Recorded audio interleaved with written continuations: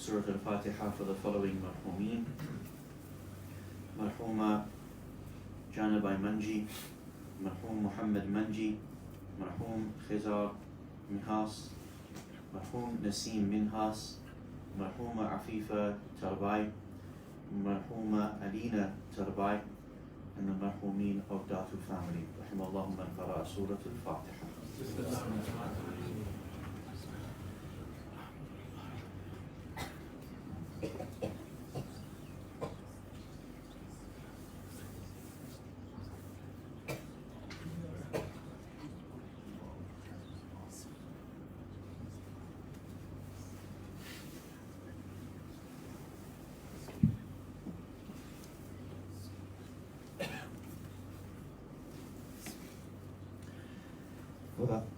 Our shuhada that have given their lives in the last few weeks to protect our religion and world, let us recite Surah Al-Fatiha.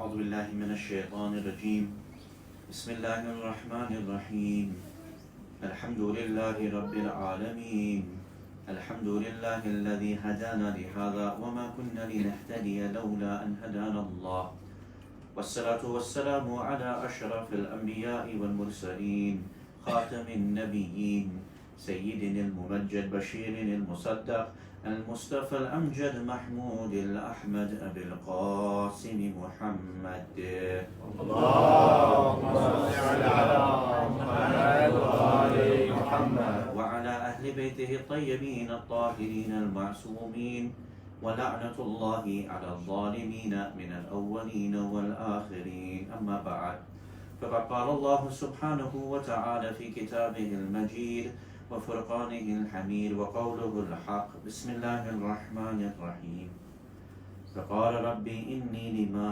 أنزلت إلي من خير فقير آمنا بالله صدق الله العلي العظيم صلوا على محمد وآل محمد اللهم صل على محمد وآل محمد. Awaited Savior of humanity, Imam al-Mahdi alayhi salam, my respected teachers, elders, brothers and sisters, Assalamu alaikum jami'an wa rahmatullahi wa barakatuh.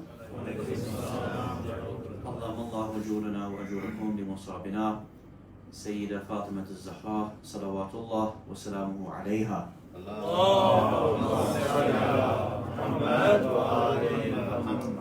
Tonight is the last part in our series of discussions which respond to a broad criticism that is leveled against Islam, that Islam is misogynistic, Islam is oppressive towards women, and does not provide rights to women. In our first lecture, we introduced that this particular book, written by an academic by the name of Ilham Mania, she has criticized the idea of there being space for Shari'ah in European law to allow Muslims to have recourse to Shari'ah as a means to resolve the differences that they have.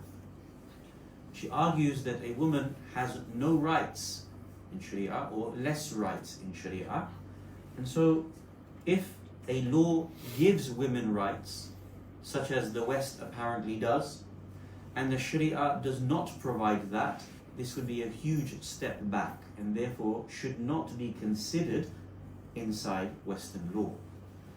What we did very importantly was we delineated a difference between Shari'ah and fiqh. We said that Shari'ah is what comes from the Shari', from the divine legislator. We can see here that there is a lack of room for interpretation. This comes from a divine source and is clear as to how the divine source is speaking on this matter. Fiqh, however, is the human interpretation of the divine. There will always be a gap between Shari'ah and fiqh because the human non-ma'soom mind can never interpret the ma'soom mind properly. It will always be a distance between the two of them. Now, in our first lecture, we demonstrated a number of ways in which the Shari'ah, the divine legislator, empowers women and provides not just rights, but guarantees of security wherever there is a lack thereof, strengthening wherever there is a lack of, wherever there is manipulation and exploitation. The Shari'ah steps in to be able to change the social circumstances of a woman, be it generally or specifically. Last night, we also elaborated on that with Surah Mumtahana. If you remember, chapter number 60 of the Quran presents a number of verses to demonstrate how far the Shari'ah goes to give rights not only to mu'mineen and mu'minat, but even to the mushrikeen and the mushrikat. You'll remember yesterday we gave the examples in the tafsir that when a lady from Mecca decided to leave the participation of a polytheistic lifestyle and come to Islam in Medina, she immediately was divorced.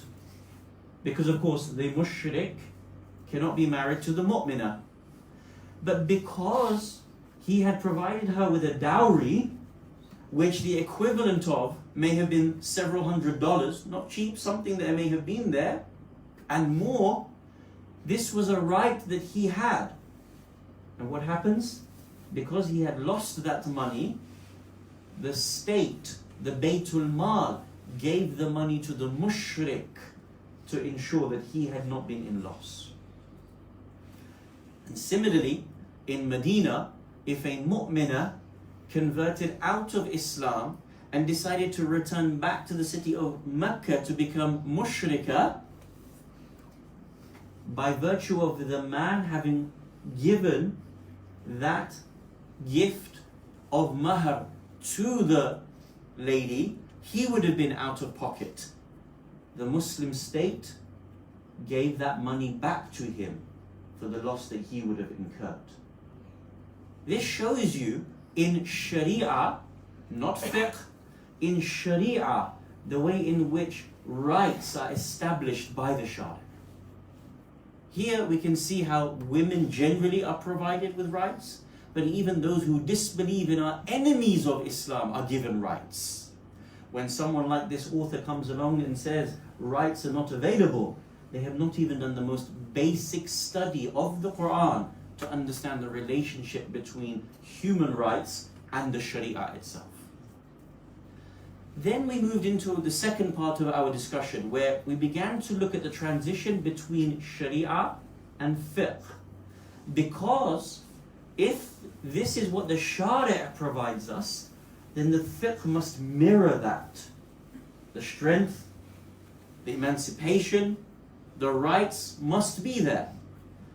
And if it is not there, then we need to see a very strong evidence to suggest otherwise. Now we started looking at how the Maraja al-Kiram, may Allah bless them, have different opinions and begin to look at different principles over time. And they evolve their principles. We gave the example of His Eminence Grand Ayatollah Sayyid Ali Hussein al-Sistani, may Allah grant him a long life and protect him. You will see that he looks at matters of how to deal with disputing ahadith very differently from other Maraja.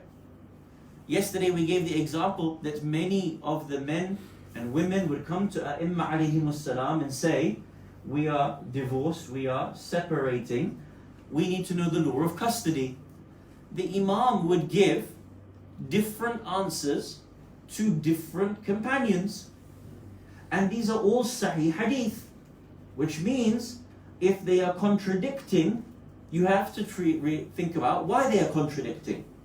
Previously, traditionally, the fuqaha, what did they say? They were said in taqiyya. Ayatollah Sistani came forward and said, no, not necessarily.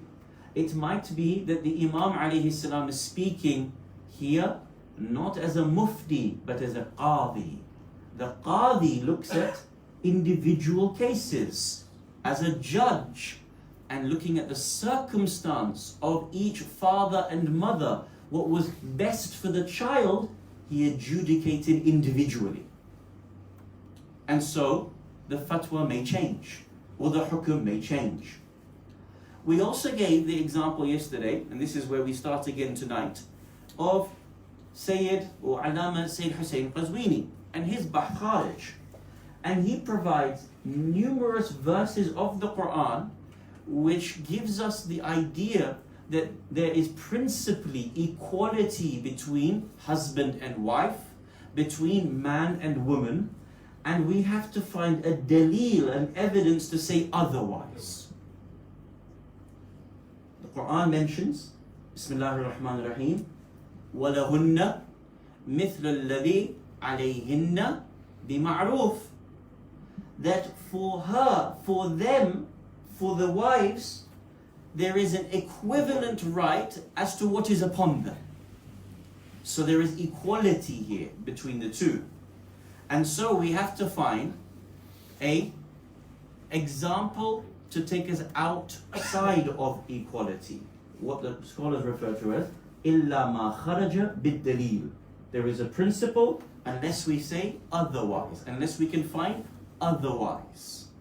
So for example, we have numerous verses that provide equality, but in certain masail we see that men are provided a degree over women, don't we? The Quran mentions this. Ar-Rajal qawwamuna ala nisa. Man has a degree of authority and responsibility above women. And so the principle is equality. The exception is equity. Does that make sense? And then we provided examples in huquq as to how that might affect. Permission to leave the house.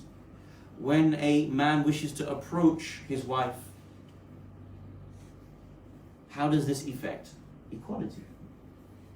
Now, having remembered all this, what we are doing tonight, inshallah, is we're going to pick one particular issue that this author raised about how, in her opinion, women do not have equal rights.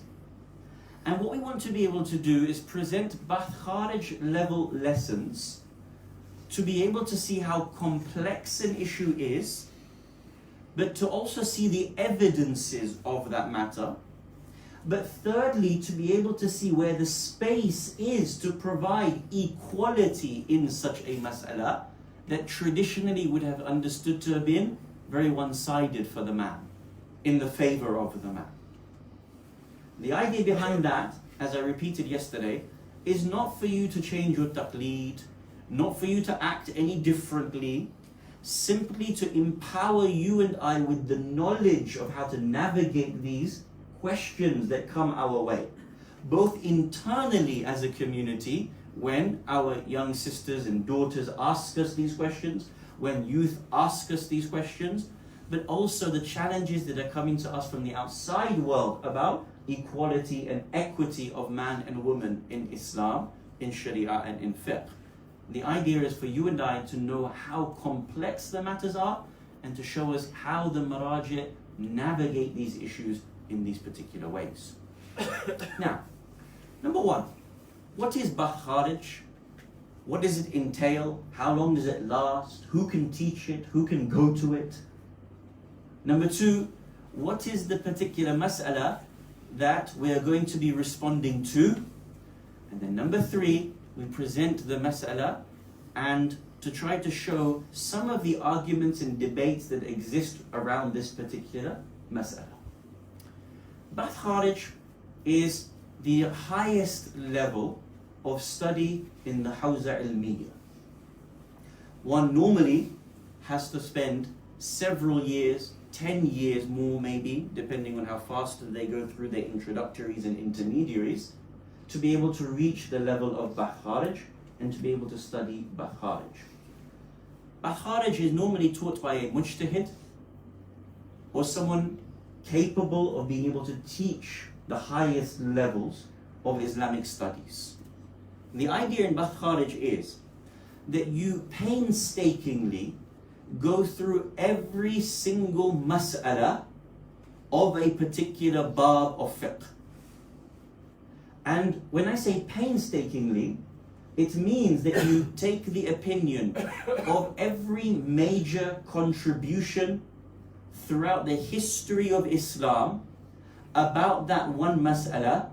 You present it to demonstrate that you know the opinion of every single leading scholar in that one mas'ala, and then you debate every single point that needs to be debated. So in one mas'ala, you can imagine how many ayat of Quran there are, how many ahadith there are, how many chains of narration you might have to go through, how many different narrators that you'll have to be able to debate. Are they strong? Are they not strong? Are they known? Are they not known? Were they known to be good for a period of time and then changed? Were they known to be bad and then changed to be good? How does this affect what they knew and what they spoke about? You then have to go through everything grammatical, everything philosophical, everything that might contextualize that particular mas'ala. Then you have to go through every major opinion of all the fuqaha of the past, from the beginning of Islam to date, and then you have to be able to present your opinion as to why your opinion is the strongest opinion. It's no ordinary feat. And you have to do that with every mas'ala, for every bab, in all the abwab of fiqh. Does that make sense? Yeah. It's a very brief introduction, but you get the picture, inshallah. His Eminence, Sayyid Munir al-Khabbaz, may Allah grant him a long life. He is the wakil of Ayatollah Sayyid Sistani, Dama Tawfiqahu. He taught the entirety of Bakharij, the whole abwab of fiqh, from A to Z. It took him 13 years to be able to teach the entire cycle of Bakharij. That's how long it takes to be able to teach the cycle of Bakharij. 13 years in his estimation of how long it took him to do one cycle. Now, of course, new abwab are being created. The maraji' are never stagnant. There is always evolution and tatawurat. For example, His Eminence Grand Ayatollah Sayyid Muhammad Taqi al-Mudarrisi, may Allah grant him a long life and protect him, the marja of Karbala, he recently established a new bab of fiqh, which had not been established in the 1400 years before him, which is called the Bab of Hayatun Tayyibah. How to be able to live a good, godly, disciplined life.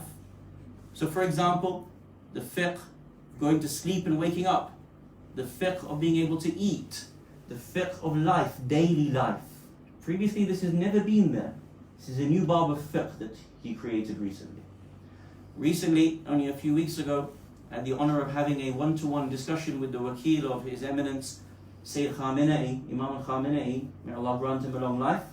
And the wakil said to me, as an example, he's not saying me personally, but he's saying you should open a new bab of fiqh. What bab? The bab of environmental studies. He said, as an example, if you have 100 masail, you have a book, don't you? And you have to study every single element of those masail. If you have 100 masail regarding environment, ecology, protection, then this can become a new bab for the time in which we live in. You should start this. The point is that there is always continuation and evolution in the abwab of fiqh. If you continue to add these abwab, it will no longer take 13 years to teach Bakharij. The one cycle might end up taking you 15 years or 20 years to be able to teach one entire cycle, to show that you are not mujtahid in some abwab, you are mujtahid in all abwab. What is known as mutajazzi'. You are partially scholarly in some abwab versus comprehensively mujtahid in all abwab. Now, the mas'ala we are going to take, as I've been reading to you from this book, you remember on night one I read the issues that she had raised in her objections about women's rights and whether there are women's rights in Shari'ah. So let me read to you, I remind you one particular mas'ala that we're going to take, and we'll discuss how long this type of mas'ala might take in Bakharij, And inshallah then we start the presentation and look through this one particular mas'ala. She says the following. Remember, she's talking about her objections as why Shari'ah cannot be in European law. Imagine a religious jurisprudence, fiqh, that tells you that as a man, you can divorce your wife by uttering the word divorced 3 times. Just like that. Your wife does not have the right to object because you have decided to divorce her. The power, the might is in your hands. But if she decides to divorce, she will need to go through a torturous legal process until she finally gets her divorce. Because even in this situation, she needs your permission to divorce, and without it, she will have to either prove harm or to give up her financial entitlements. So the haqq is with whom? The man. He has the right to divorce. She does not have the right to divorce. And in order for her to gain her right to be able to divorce, she needs to be able to prove harm, and this is an arduous process. Or she needs to give back her mahar, or part of her mahar. And in order to give it back, she then still needs the agreement of the husband to be able to grant her the divorce. So does she have equal rights here? No. So in this estimation, there is no equality. Whereas in the British legal system, or in the Swiss legal system, to which she is writing about, a woman has the right to be able to divorce. She can petition the court hears the circumstances, and she gets to be able to have her divorce.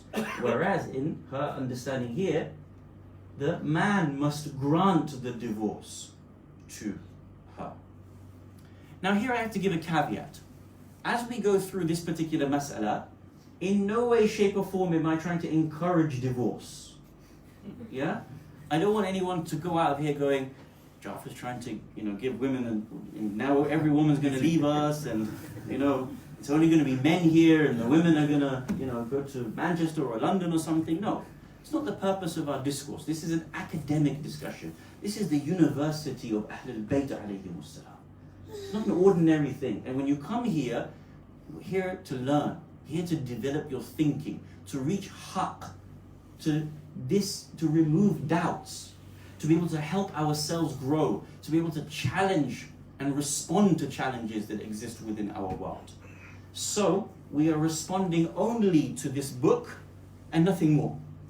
There is no discussion about changing your taqleed, changing your practices. You perform taqleed of your marja, and that is the end of the matter.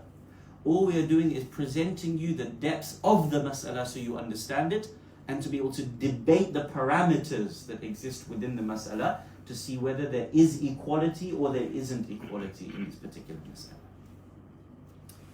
If you were to engage in bahth kharij, if you were tullab, students of Hawza Ilmiya, this mas'ala, if the scholar was to teach it in depth, properly, throughout all the different issues that will come up in this one mas'ala, which is haqqut talaq liz-zawja, the right of talaq for the wife, whether she has an equal right or not, this might take 2, 3, 4 weeks every day of discourse in order for you to get the entirety of this one mas'ala.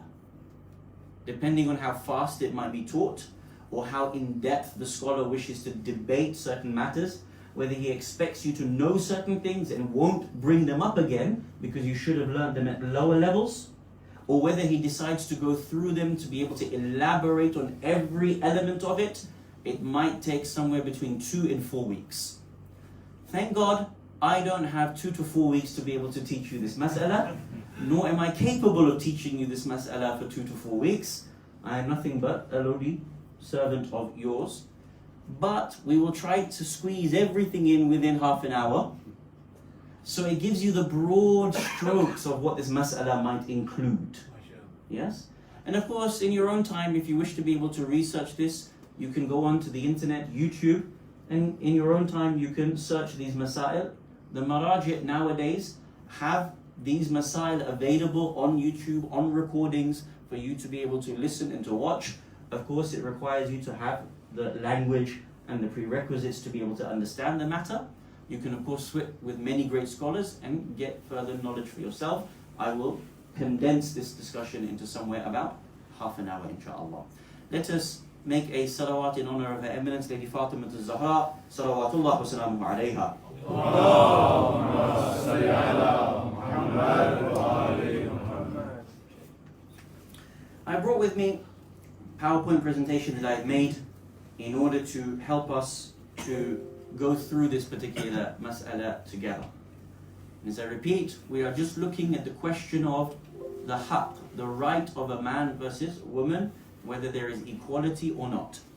So I can't see, but I hope everything, it will be, I'll tell you when we can move to the next slide, inshallah. So the first slide should be the verse of the Quran, which is from Surah Al-Baqarah, verse 228, which we talked about yesterday, which establishes amongst many verses that there is equality, principally equality between man and woman in matters of fiqh. The only time we go outside of that is إِلَّا مَا خَرَجَ بِالدَّلِيلِ, when there is an evidence to tell us otherwise. That's the exception to the rule, not that that is the rule. The rule is equality. Bismillahir Rahmanir Rahim. وَلَهُنَّ مِثْلُ الَّذِي عَلَيْهِنَّ بِالْمَعْرُوفِ. What is for them, the wives, with regards to their husbands, is equivalent to what is upon them by virtue of what is known and practiced. We will discuss what is the meaning of the word ma'ruf in a minute. After this, Allah says in the siyaq, in the continuation, the context of the verse, وَلِلْرِجَالِ عَلَيْهِنَّ دَرَجَةٌ وَاللَّهُ عَزِيزٌ حَكِيمٌ. And for men is a precedence over them, over their wives. Allah is mighty, knowing. So what does Allah start with? Equality. And then afterwards he says that there is a daraja for man above woman. So the starting point is equality. And the second, the exception is daraja alayhinna, a daraja upon them. And Allah makes sure, Wallahu azizun hakim. Allah is mighty in His law, and He is hakim in His law. And the reason why He tells you that is because He wants you to remember that even if you personally disagree with His law, Allah is mightier than you. His law will be established. It doesn't matter what you and I think. And sometimes you and I in our limited capacity may not be able to understand it. But there is deep wisdom in this. If you are willing to be able to research and find the wisdom, you will be able to surely find the wisdom. Next slide, inshallah. Next verse is another verse that backs this, that elaborates on this principle of equality. And I gave you several verses yesterday. I'm not going to repeat those. I'm bringing one more verse to establish this precedent. Bismillahir Rahmanir Rahim, Surah An-Nisa, verse 19. وَعَاشِرُوهُنَّ بِمَعْرُوفٍ. And live, consort with your wives in a goodly, common manner.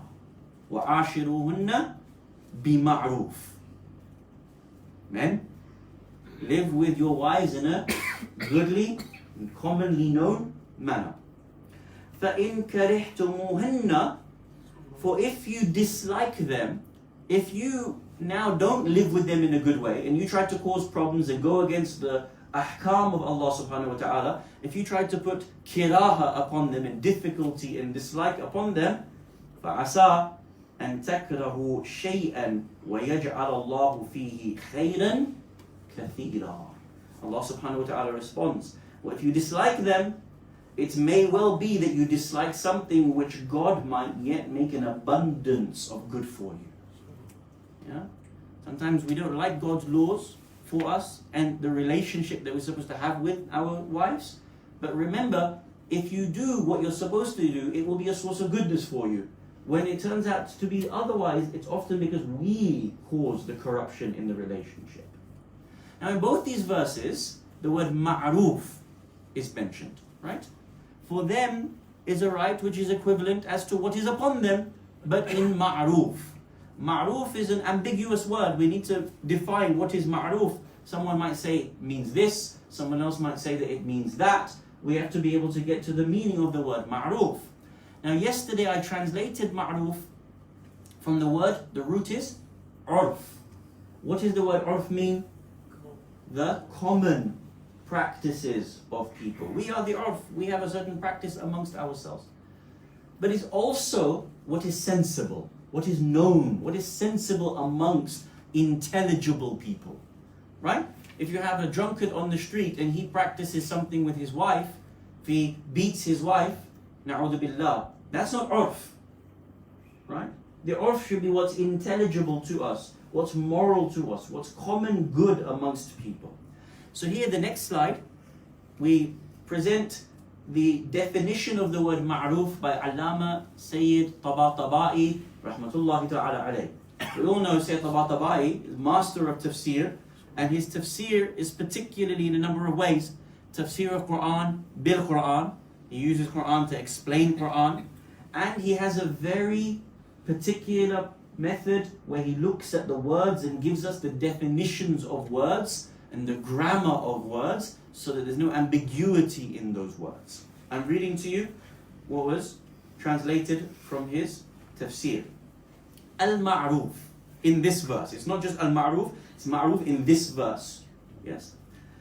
He says, variously translated in these verses as a just manner. So the right that is upon her, the equivalent right that upon you in a just manner, fairness, a lawful manner, proper usage, proper manner, proper deeds. But literally the word ma'ruf means known. The rights that are upon her are the equivalent rights that are upon you in what is known amongst yourselves. It refers to the things and usages established in society. Established in? Not established by Allah. Do you see this? Ma'ruf here in this verse is the rights that are established by society. Not ma'ruf is established by Allah. What did I tell you? Equality which is established by yourselves, illa ma kharaja bid-dalil. If there's an evidence from the Shari'ah to tell you otherwise, only then does the Shari'ah step in. Without that, we have to live with each other in known goodness, how we normally treat each other. So immediately here, this is very important in the meaning of the word ma'ruf. He says the rights are established by the practices of society. Now, tell me, is the society in Pakistan the same as the society in Britain? It's very important. Is it the same? No. Is the society in Tanzania the same as in Britain? Yes or no?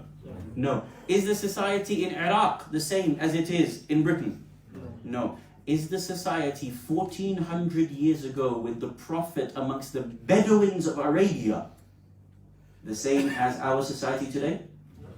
No. So when Sayyid Tabatabai says the rights are established as per society, societies even today differ with each other, let alone the rights of society between 1400 years. Very important. Very important. You immediately understand the role of a mujtahid here is to contextualize rights. Make sense?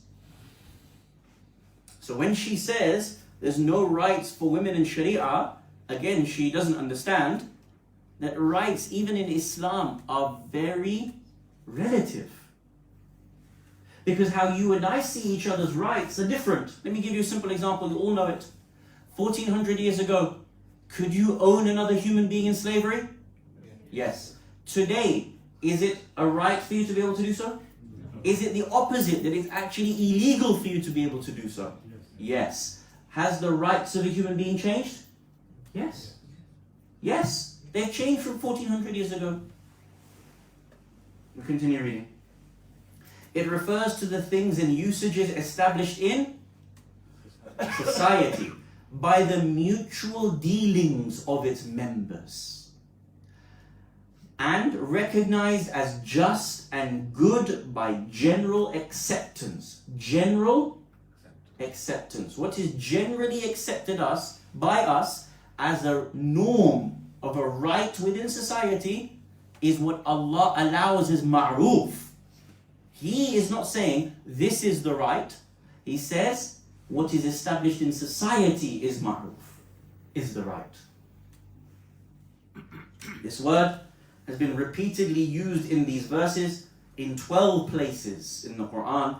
It shows how much importance Allah Jalla Jalaluhu attaches to fairness and justice in matters concerning divorce. This verse is specific to divorce. The same principle is applied by Islam concerning the rights and obligations of women.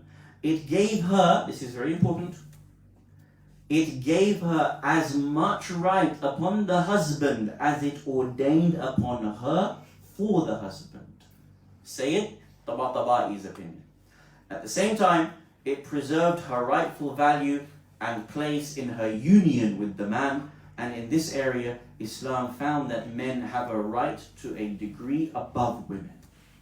Make sense? So the opinion of Sayyid Tabatabai, not fiqhi opinion, a linguistic definition of the word ma'roof, upon her is a right that is equivalent upon you to live in ma'roof. Ma'roof responds to society, and what society establishes as known, good, fair practices. Okay? Next slide, inshallah. Now, when it comes to this issue of talaq, as you know, in Islam there are different types of talaq. I don't have time to list all the details, but there is one in particular which we are looking at today, which is called the khul'i talaq. And khul' is where when a woman wishes to be able to instigate the divorce, she can give her mahar back to the man, and that is her saying, I want the divorce. Now that she gives the mahar back, also what is called the sidaq, what is given as the mahar back to the man, the question is, does this necessitate, obligate, make it wajib for the man to grant the divorce?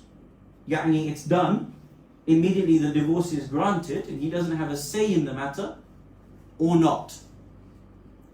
If she returns her mahar and it obligates, there is a wajib, or rather a wujub upon this, then the right is equal, isn't it? Because the man can divorce. Now, as you know in the fiqh, if the man wishes to divorce, the divorce is granted. Correct? Tell me, does she need to be present for the divorce to be recited? No. Does she need to be in agreement for the divorce to be recited? No. But is it the same on the other side? This is the debate. If she now produces the mahar back and says the mahar is going back, does she have the equal right to immediately gain divorce or not? If it is not, then what happens is she doesn't have an equal right. If she can, she does have an equal right. Now, as you heard in this particular example, she argues, Ilham in this book argues, that she has to go through a torturous legal system. What is she referring to here? That in the khul'i, talaq, she has to demonstrate that dhulm has been done upon me. My husband beat me, my husband cheats on me, my husband doesn't treat the children right, the husband doesn't look after my needs, whatever it may be, there's dhulm. She goes towards Hakim Shar', the judge, the wakil of the marja, or the marja, or someone who's been granted the ability to make judgment, and she has to prove her case. So is there equality? No, there isn't equality. She has to prove her case in what the author said is an arduous legal journey to be able to do so. And even then, once she's proven her case, the judge may still not say, I grant you the talaq. He might say, you have to go back to your husband and work things out. She wants to leave. She's been beaten up, which sadly happens, and I talked about this in Muharram series. He said that we cry over Fatima alayhi salam being beaten, yet our own men do the same as what Umar did. We cry over Lady Sakina alayhi salam being slapped, and yet our men do exactly what Khuli did and Shimr did. We said this in Muharram. So the woman has to go and try to get the divorce, whereas the man immediately gets divorce given to him. Is this haqq or not? Is there equality or not? This is what's being argued here. So the mas'ala is asking, is there haqq of talaq lizzawja? Is there the right of talaq for the wife or not? When she gives her mahr back. If it is wajib upon the man, then there is equality. If it is not wajib upon the man, there is inequality. Let us have a look at this mas'ala and the debates surrounding the mas'ala and some of the opinions of our noble maraja. Now here, as you can see, what I'm doing is I'm looking at some of the scholars, especially from the earliest times of Islam, Shi'i school of thought, and the earliest scholars all the way to date. Now, those who believe, is that the right slides there?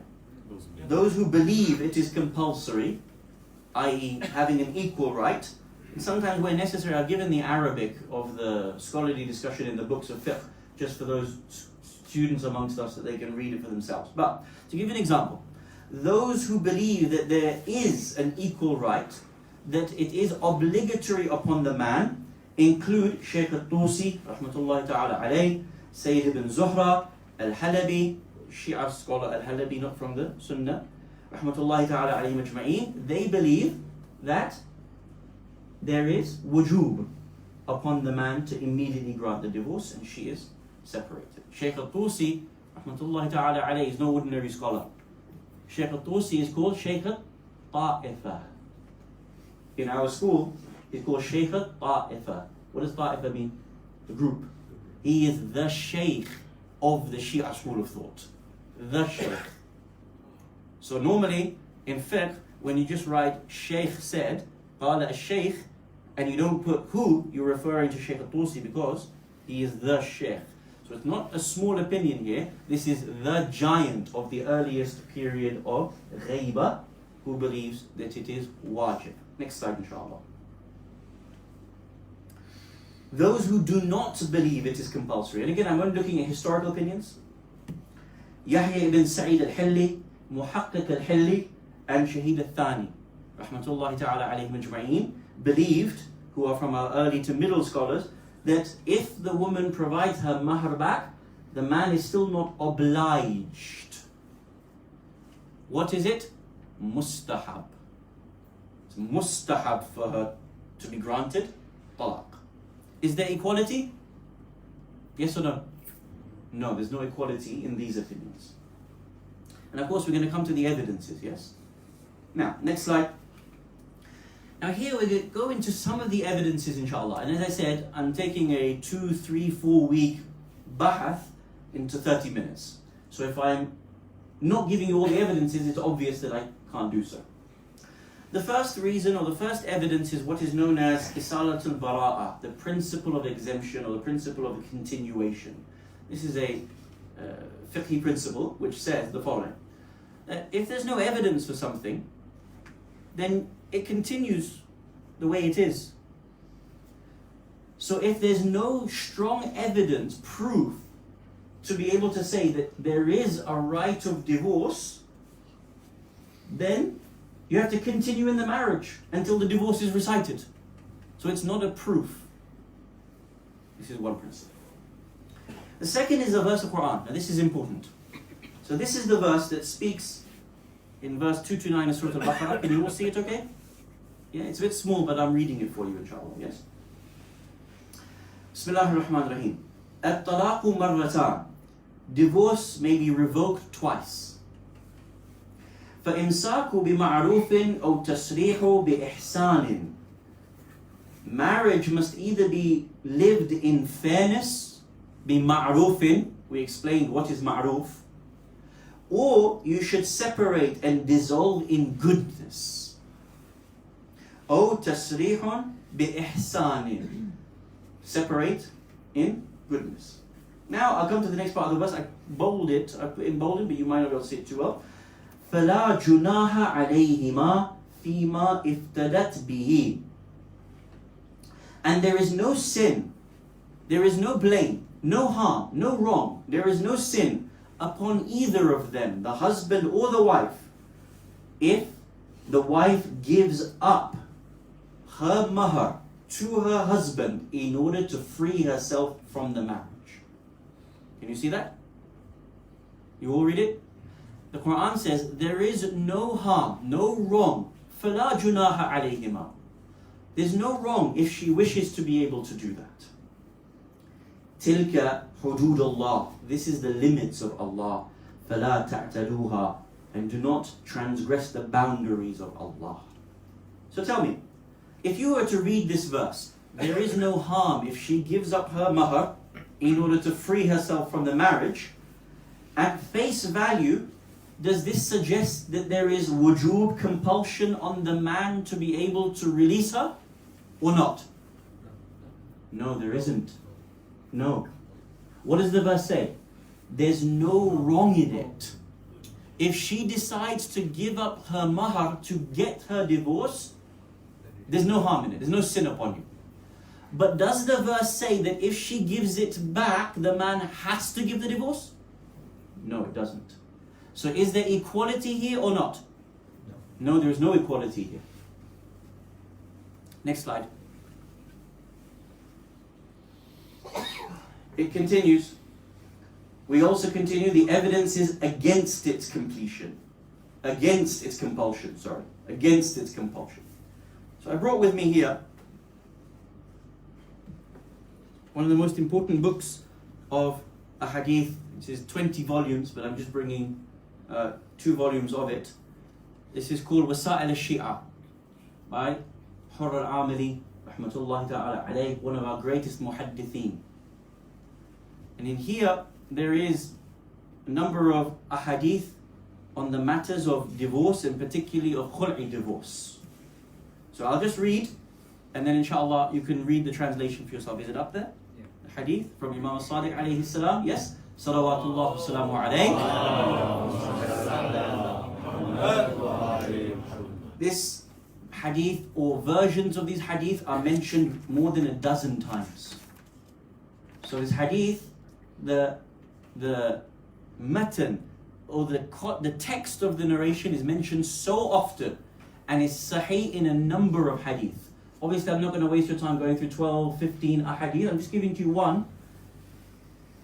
عن أبي عبد الله عليه السلام, the authority of Imam al-Sadiq عليه السلام, قال لا يحل خلعها حتى تقول لزوجها والله لا أبر لك قسما ولا أطيع لك أمرا ولا أغتسل لك من جنابة ولا أوطئن فراشك ولا ذنن عليك بغير إذنك وقد كان الناس يرخصون فيما دون هذا فإذا قالت امرأة ذلك لزوجها حل له ما أخذ منها. I read it in the original Arabic because it's not there, so that students, it's being recorded, they know the original hadith and not my translation. Now I have purposely edited the translation from the hadith because some of it is a little forward and we have youth amongst us, so we need to be able to understand that we need to protect their young eyes and minds. So the hadith is not exactly translated, it is edited but for a purpose, but you get the context of the hadith. Hadith from Imam al-Sadiq alayhi salam, the question to you is, does this prove wujub or not? Does it force the man to give up marriage or not? He says, her khula' is not legitimate until she says to her husband. So here, hatta, until she says, is very important. So she needs to be able to make a statement. So here, is this based on giving mahar, or is this based on giving a qawl, a statement? Ahsant. So in the ayah, it says that she has to give back the mahar iftadat bihi. In the hadith it says a statement must be made. Now, is this literally the words that she has to use? No. She has to use it to this effect. She has to demonstrate niyyah. By Allah, she has to say, by Allah, I will not be good towards you, my husband, I swear. And I will not follow you in any more matters, nor will I do ghusl, and will not prepare for you the house. And I will give permission to do things without you giving me permission to do them. If a woman says this to her husband, it becomes halal, legitimate, halla, halal, what he has taken from her. So she gives back the mahar, it becomes halal for him to take that mahar back. Halla lahu. What's the word? Halla, halal. Does that suggest wujub? You're all upcoming mujtahideen, mashallah. Does Imam saying it's halal for you to accept the mahar back indicate it is wajib for you to give the divorce or not? No. So we have an ayah that doesn't suggest wujub. We have hadith which doesn't suggest wujub. The Imam only says in order for her to get her khul', she needs to do this, she needs to say this, and then it's permissible for him to accept the mal back. At no point did the Imam say it's now wajib upon you. Tell me, if the Imam wanted to tell you it is wajib, shouldn't he have told you it's wajib? Yes or no? Yes. The fact that he didn't tell you it is wajib, what does that indicate? That it's not wajib. So is there equality here or not? No, not yet. What did I say? Not yet. Yeah? So let's have a look, inshallah. Next slide. Okay. Evidences that some of our maraji' al-kiram give for it being compulsory for you to give the khula'. So she gives you the mahar and immediately you have to give khula'. Evidences for it. And remember, you're upcoming mujtahideen. You can disagree with these evidences, huh? Number one, amr bil ma'ruf wa nahi anil munkar. That if she gives up her mahar based on the principle of establishing good and forbidding evil, immediately the divorce is granted. What do you think? Is amr bil ma'ruf wa nahi anil munkar an evidence that a man has to immediately grant the talaq or not? What do you think? After that statement, Is it? after that woman's statement, it is. So only a very small number of mujtahideen put this forward as an evidence. The vast majority of our maraji' reject this as an evidence. Who said giving a divorce essentially is amr bil ma'ruf wa nahy anil munkar? She might want out for a wrong reason. Is it amr bil ma'ruf to grant it? Is it amr bil ma'ruf wa nahy anil munkar? Now what the maraji' say is that there's a hukm thanawi here. In and of itself, it is not amr bil ma'ruf wa nahy anil munkar to grant the divorce. If she is being harmed, you need to do nahi anil munkar.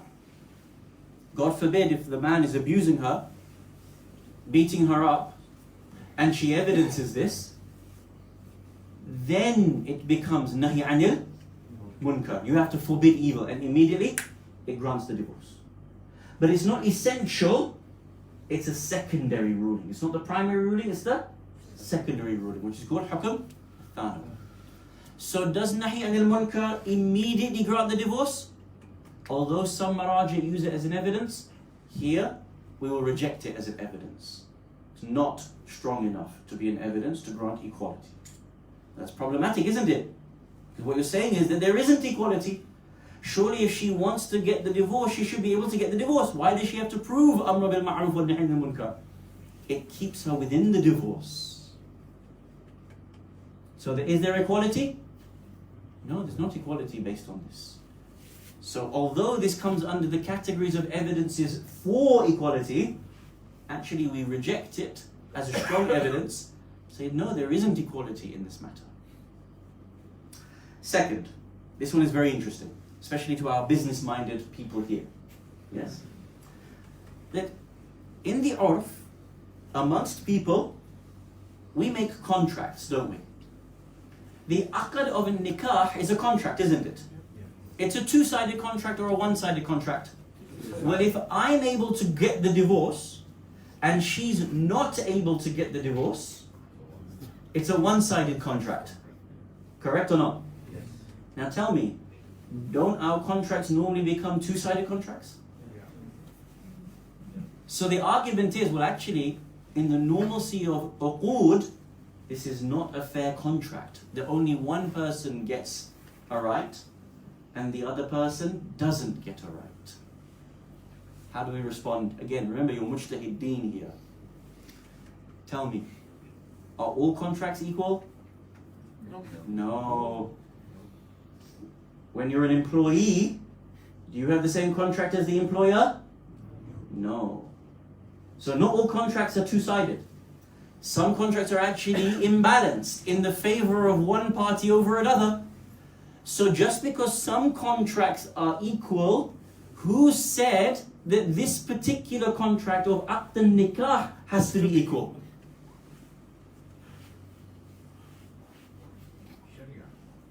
Shari'ah.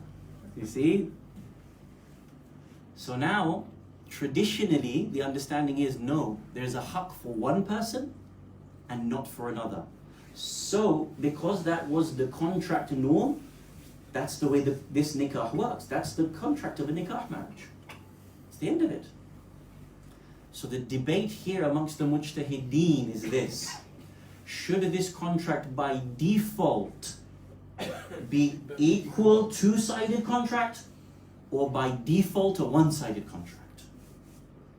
Historically, it has been seen as a one-sided contract. Now, we don't, not this next slide, keep the same slide. Another argument that is made is what is moral, rationally moral. You see, in the school of Ahl al-Bayt alayhim as-salam, morality is rational. What is qubh, what is horrid to the human being is rationally known. You know what is wrong intuitively. And you also know what is good intuitively.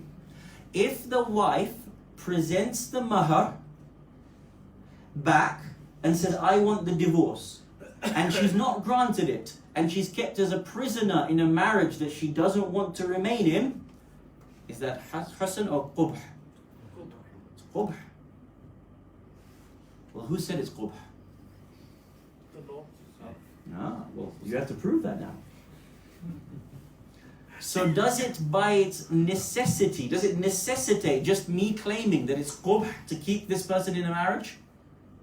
Does it necessitate the divorce? Well, what if she has children? You might say it's qubh to keep her in the marriage, but overall there's goodness to keep her in the marriage because it's better for the children. I'm giving you an argument, as an example. So is it goodness or evil to keep her in the marriage? In which the Mujtahideen say, is this strong enough to be able to grant the divorce or not? So here we have three arguments that Maraji' put forward. Amr bil ma'roof wa nahy anil munkar. Is this strong enough to prove wujub? Yes or no? No. How contracts are normally made. Is this strong enough to be able to prove wujub? There's a debate. Moral rationality. It is qubh to be able to keep her inside the marriage. Does this necessitate the divorce? Yes or no? There's a debate here. Last slide. Thank you very much. Now, there are certain ahadith which expand upon this matter. Now, the reason why I brought these ahadith later is, although they are evidences, we can debate these evidences. Now, I don't have time to debate the evidences. I'm just going to present to you the ahadith and you yourself can see whether there is equality or not equality from the ahadith of Ahlul Bayt, salawatullah wa salamu alayhim ajma'een. This is called what is known as a mani'. It's a barrier. It's something that prevents the idea of wujub of the khula'. النبي وقال النبي صلى الله عليه وآله. The Prophet is narrated to have said, remember of course these are sahih hadith, right? I'm not bringing you incorrect hadith. الطلاق بيد من أخذ بالسياق. The right of talaq is in the hand, is in the right of the one who takes the siyaq. So it's only in the right of the man. Only the man has the right to be able to make the talaq. So who doesn't get the talaq in this hadith? Woman. Is it equal or not equal? Not equal. So far, have we found a strong enough evidence from the Shari'i evidences for equality? No, we haven't. عن أبي جعفر صلوات الله وسلامه عليه. Who is Abi Ja'far? Abi Ja'far, the father of Ja'far al-Sadiq, Imam al-Baqir alayhi salam. So this hadith is from the 5th Imam alayhi salam. So now it says that there was a woman who came to a man to get married. واشترطت عليهم أن بيدها الجماع والطلاق. The woman got married to the man, and she wants to be able to make a shart in the contract, in the aqd contract, that she has the right to juma' and talaq. Juma' is conjugal relations. She gets to set the right of when conjugal relations happen. And she gets to have the right of talaq. This is the hadith.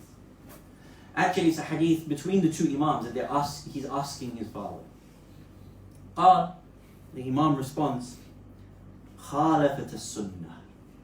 This is against the sunnah. For the woman to be able to set the agenda of conjugal relations and have the right of talaq, خالفت السنة. This is against the sunnah. Actually, the wilaya is the haqq, laysat bi ahlihim. It's not with the family. The family don't get to set these matters in the nikah. فقضى أن عليهم الصداق. Upon the man is the right of sidaq. وبيده الجماع والطلاق. In his hand is the right of juma' and talaq. وذلك السنة. That is the sunnah. So in whose right is the hand of talaq? Man. Whose right is it not? Woman. Now what's interesting here is, remember, you're mujtahideen. الطلاق بيد من أخذ بالسياق. Talaq is in the hands of the one who takes the siyaq. Does the language of the hadith only give it to the man? Or not? No. Whoever. No. Well, the Prophet is just saying talaq is in the hands of the one who has the siyaq. But it's not, he hasn't prohibited women here, has he? All he said is that there is a right, but he hasn't said there's no right upon the woman. If the Prophet had wanted to, he would have said, talaq is in the hands of the man, and it's not in the hands of the woman. But he didn't say the second part. He only said the first part. Second hadith, Imam is asked, can the woman make this a shart inside the nikah contract? قال عليه السلام, the Imam responds, خالفت السنة. This goes against the sunnah. Is this prohibiting the act or just saying it's against sunnah?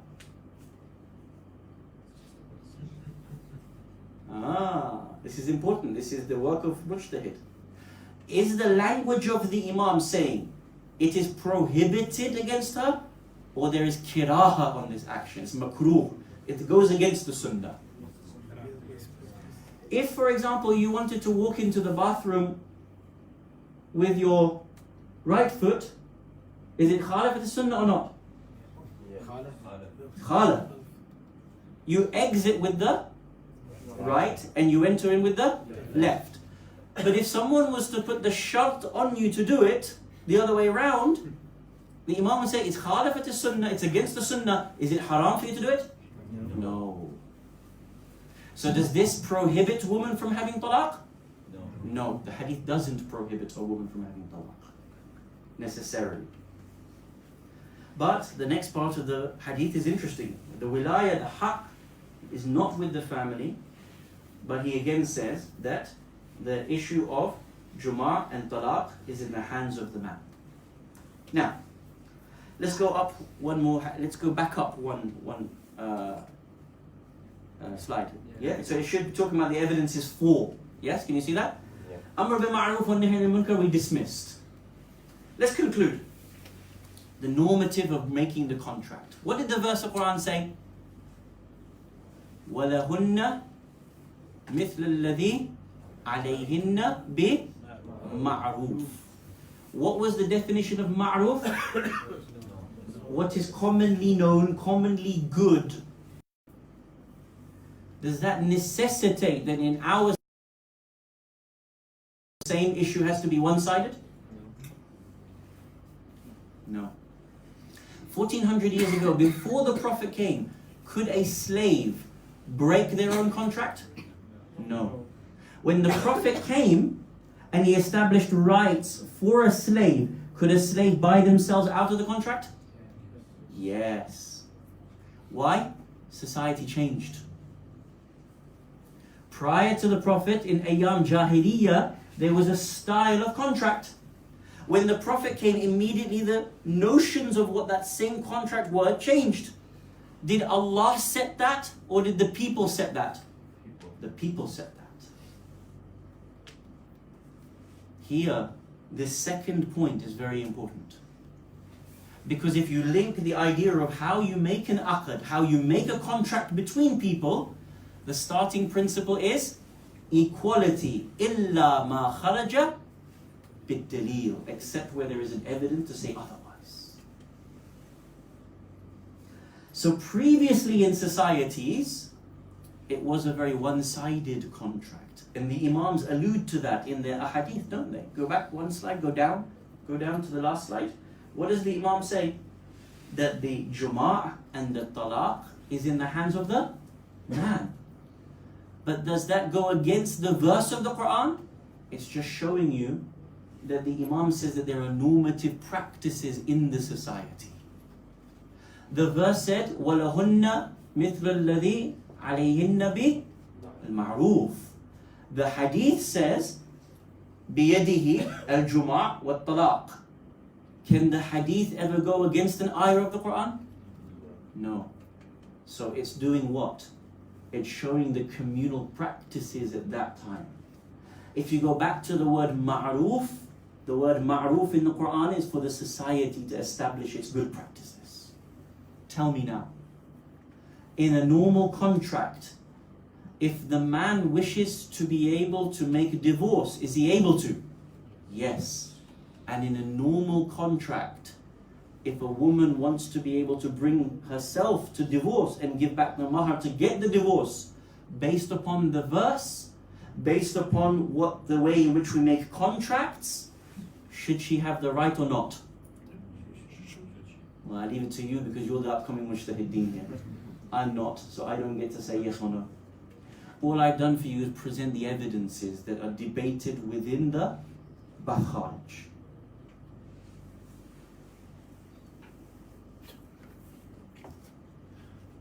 This woman said, women don't have rights. And she gave a list of examples. Do you remember them? I read 5, 6 out for you. Examples of where women do not have rights in the Shari'ah according to her.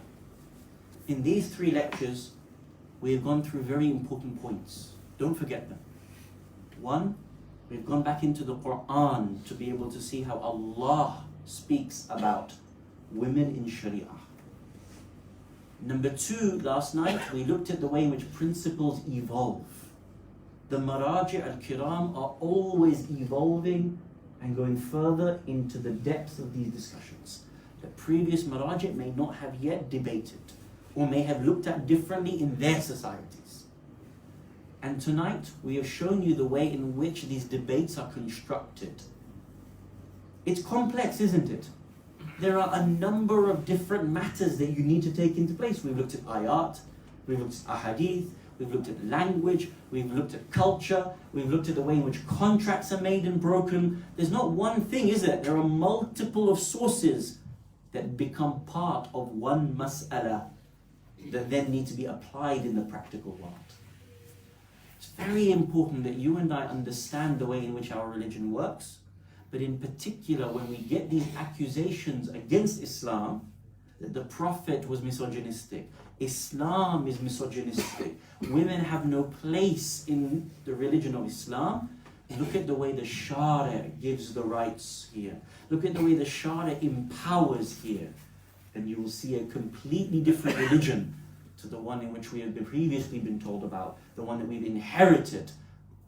But rather we see it in light of Quran and Ahlul Bayt alayhim as-salam. This is the school of Ahlul Bayt alayhim as-salam.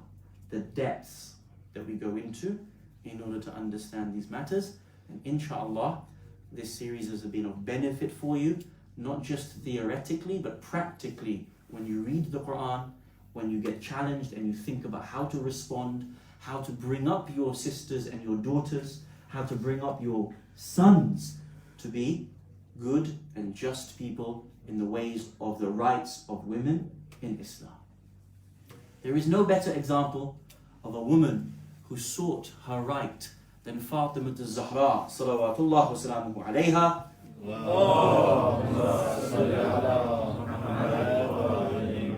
Then when Zahra alayha salam would seek her rights for herself and for her husband Ali ibn Abi Talib.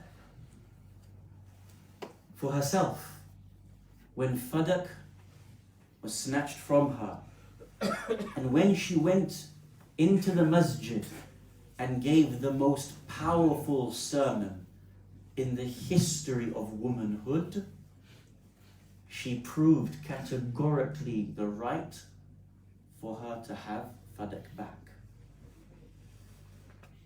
When the pressure built upon the regime of the time, the hadith says that she goes out to meet them in the street.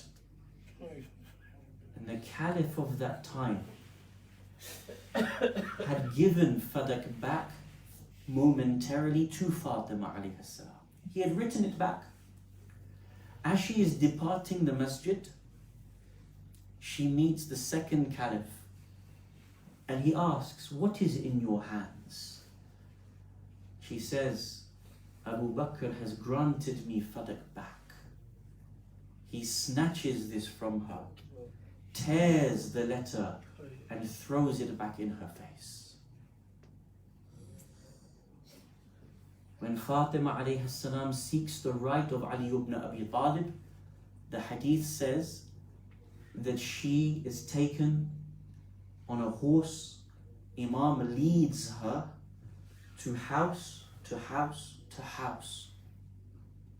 And she goes to the house of the Ansar and the Muhajirin, and one by one she knocks on the door, and the men and the women are interrogated by Fatima alayhi salam, in which she asks, "Were you not present at Ghadir Khum when my husband Ali ibn Abi Talib was granted authority over the entirety of the Muslim Ummah?" When they accepted and agreed, she would state, "I swear by Allah, if the Muslim Ummah was only to follow my husband Ali and my two sons Hassan and Hussein, no Muslim would differ until the day of judgment." This is the rights that this great woman went out to go and seek. When the door fell upon Fatima Zahra alayhi salam, the nail pierced her chest, she fell towards the floor and miscarried her child Muhsin. She calls out, "Fidda, come to my aid." Our khutabah tell us that not only did she call out to Fidda, she also made a second plea and a second cry, and that cry was Mahdi adrikni, Mahdi come to my aid, because you will take revenge for me for what has just happened in this moment. Muhsin has been martyred in these moments from me. In the last hours of the life of Fatimah al-Zahra alayha salam, she is sitting with her husband Ali ibn Abi Talib, and she is lying on what became her deathbed. She addresses Ali ibn Abi Talib and says, Ya Ali, I ask you, my will and testimony to you, my right upon you is that you bury me at night and you bury me in secret. For I do not want those who have done dhulm to me to know where my grave is, lest that my grave be desecrated, or they come and people think that I have ever forgiven them for what they have done to me. This is my request to you, Ya Amir al-Mu'mineen. There is no greater injustice to you and I tonight that we do not know where the grave of Fatimah al-Zahra is. Do we go to Baqi and wail upon her? Do we go towards Masjid al-Nabi and wail upon her? Where do we turn to, O Imam, to be able to wail upon the grave of Fatima and the tragedy of Fatima? It is that she says to her husband, I do not want that my grave is known. Bury me in secret and bury me at night. And I ask you, O Ali, look after my children after me. Please never scold Hassan and Hussein. Never hit Hassan and Hussein after me, for I will not be able to bear any dhulm being done upon them. We will say to you, Fatima, if you mentioned in your will that you do not want an ounce of hurt to come to Hassan and Hussein, what happened after your burial when they poisoned Imam al-Hassan and he coughed up part of his stomach? And what happened to Hussein when they shot arrow after arrow into his body? When he fell from the horse, they threw a rock at his forehead. They kicked him to the ground. They stood upon him and beheaded him from his head to his shoulders. Is this what you meant when you said, Ya Ali, I do not want an ounce of dhulm to fall upon Hassan and Hussein? After this, it is said that Amir al-Mu'mineen leaves and goes towards the masjid. Fatima turns towards Fidda and says, Oh Fidda, I am going into my room and I will go and take rest. I want you to call out to me, and if you hear a response, then know that I am alive. But if you do not hear any response from me, then know that I have joined my father Rasulullah. It is said that Fidda goes to her room. She is outside the room of Fatima. She is reciting Quran, and every few minutes she will call out, Sayyidati, Mawlati Fatima, are you still with us? After a few times she calls out, there is no response from Fatima al-Zahra. Fatima has returned back towards her Lord. Fatima has joined her father in paradise. It is said after some time, Imams Hassan and Hussein come back. They are but children. They come back. They say, Oh Fidda, where is our mother Fatima? She says, your mother Fatima is sleeping. She is taking a long rest at this moment. Do not disturb her. Listen to the response of Hassan. Imam al-Hassan says, Oh Fidda, this is not usually the time that our mother takes rest. Let me go and check on her. He goes in towards that chamber and lifts the bed sheet and tries to open the eyes of Fatima. Inna lillahi wa inna ilayhi raji'un. Fatima has passed from this world. Hassan tells, Oh Hussein, our mother has died. Come here at this moment. Can you imagine what is happening in the heart of Imam al-Hussein at this moment? We are told in the last hours before the burial of Fatima, that there is a moment when Imams Hassan and Hussein, Zainab and Kulthum are in that chamber. We are told that there is a moment where Imam al-Hussein runs towards his mother Fatima. She extends her arm. Imam rushes towards Fatima, embraces her. It is said that at this moment, Ali ibn Abi Talib separates Imam al-Hussein from Fatima. Their family, they ask, why have you separated Hussein from his mother? Does he not belong to her at this moment? Ali responded and said, the angels are weeping at this moment. They cannot bear the tragedy of seeing Hussein on the chest of Fatima. We will ask you, Ya Amir al-Mu'mineen, if the angels could not bear to see Hussein on the chest of Fatima in these moments, how did the angels bear witness to Shimr bin Diljoshan on the chest of Aba Abdullah al-Hussein? Amir al-Mu'mineen returns home to the news that Fatima has died. He has to give her ghusl and kafan. The narration says that as he is doing so, there is a loud cry that comes from Amir al-Mu'mineen. This is the man that is the strongest on the battlefield, the bravest in the way, the man that had to bear the worst of calamities in history upon his shoulders. But this moment broke Ali ibn Abi Talib. Afterwards he comes out. They ask, Ya Amir al-Mu'mineen, why did you cry? Why were you so long inside that ghusl room giving Fatima ghusl? He says that when I was giving ghusl to Fatima, I was running my hands across her chest and I felt the broken bone inside her. She had held this, she had hidden this from me, she had continued her duties until the last hours of her life. This is my Fatima Zahra that has been taken from me. ألا لعنة الله على القوم الظالمين وسيعلم الذين ظلموا أي منقلب ينقلبون إنا لله وإنا إليه راجعون.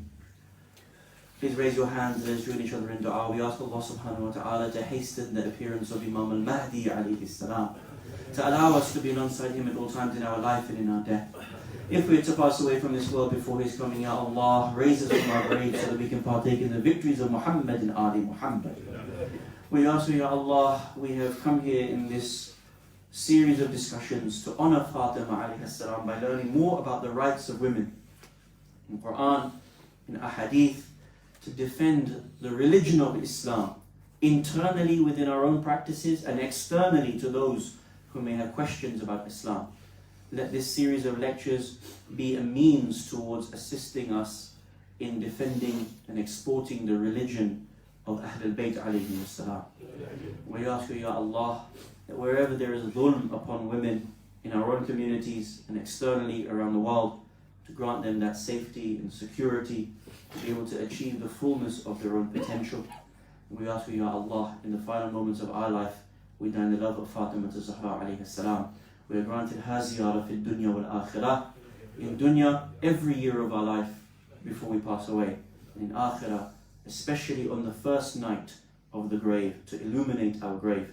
And on the day of judgment, in the numerous places that we will need the intercession of Fatima alayhi salam to grant us that, inshaAllah, grant us access to the highest stations of paradise alongside Lady Fatima alayhi salam. Wassalamu alaikum jami'an wa rahmatullahi wa barakatuh.